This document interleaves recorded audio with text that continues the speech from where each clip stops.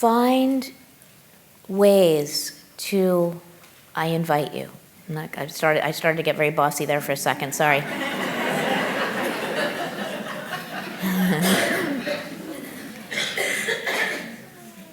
I invite you to lean on each other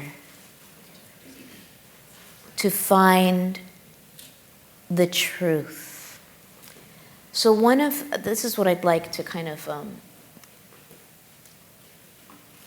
move toward closing with. And then I'm going to read you some versions of the Bodhisattva invitation. This is a largely white gathering. I'm sure you've noticed this.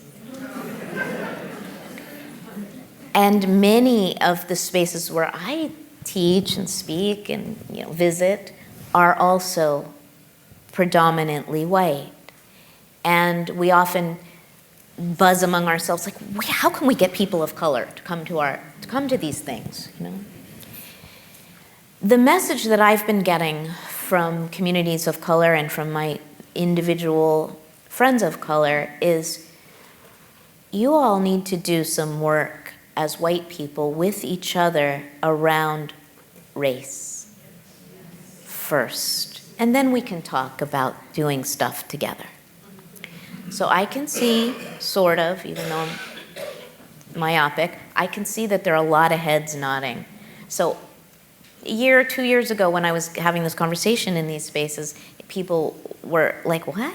What are you talking about? I can see now you totally are already doing this work.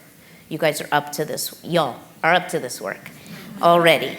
So I'm just going to reiterate something that I know many of you are actively engaged in, which is waking up to white privilege and to our own inherent and hidden and deeply rooted racism and sense of white supremacy.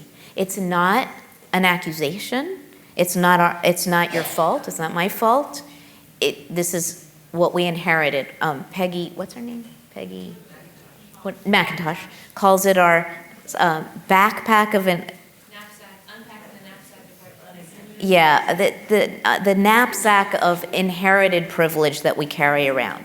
Like, we don't even question it. This is the norm. Like, you look around, you don't even notice. Maybe you do, but many people don't. That white is just kind of the default, and that we carry a whole set of privileges by virtue of the color of our skin that enable us to navigate this world with great freedom and a lot less to worry about than people of color have to think about every single day.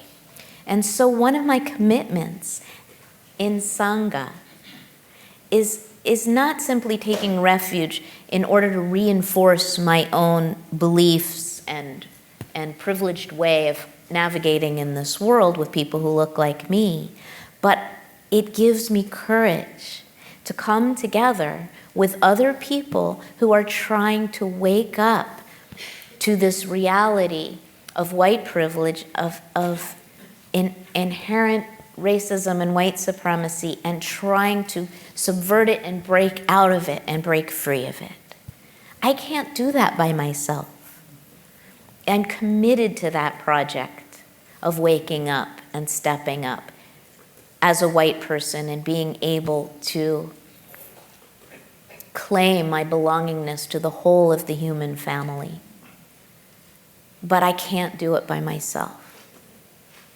And so together, if we want to be good companions to the majority of the world who doesn't look like us, then we have to remind ourselves and each other together in community of this task of becoming more fully human. Not so that we can help those poor, underprivileged people of color, so that we can be more fully, deeply human.